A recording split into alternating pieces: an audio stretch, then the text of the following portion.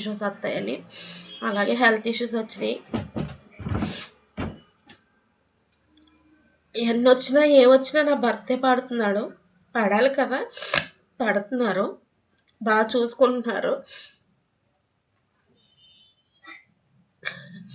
నాకు ఆడబడుచున్నారండి. నేను ఎప్పుడు అలా నెగ్లెక్ట్ చేయలేదు ఆవిడని. నాకు వీలైనంత వరకు నేను చూసుకుంటాను. ఆవిడ నాతో చాలా బాగుంటారు. ఇన్కేస్ నేను ఎప్పుడన్నా ఫోన్ చేయకపోయినా ఆవిడే ఫోన్ చేస్తారు. ఎలా ఉన్నావు వదినా అని అడుగుతారు. ఒక సిస్టర్లా చూసుకుంటారు నన్ను. నా పెళ్ళయ్యాక ఎప్పుడు ఆమె ఒక్క మాట కూడా నన్ను అనలేదండి. నన్ను చాలా బాగా చూసుకుంటారు. ఆమె హస్బెండ్ మా అన్నయ్య కంటే ఎక్కువ, మా అన్నయ్య కంటే ఎక్కువగా చూసుకుంటారండి ఆయన. అమ్మ అమ్మ అంటా చూసుకుంటారు. నాకు అనుకుంటాను, వే మా నాకు వేరే వాళ్ళే సొంత చెల్లెలుగా చూసుకుంటున్నారు కదా, నా సొంత అన్నగారు నన్ను ఎందుకు అలా చూస్తాడు అన్నది నాకు చాలా బాధ అనిపిస్తూ ఉంటుందండి. మీలో ఎవరైనా పుట్టింటికి వెళ్ళకుండా ఉన్నారా?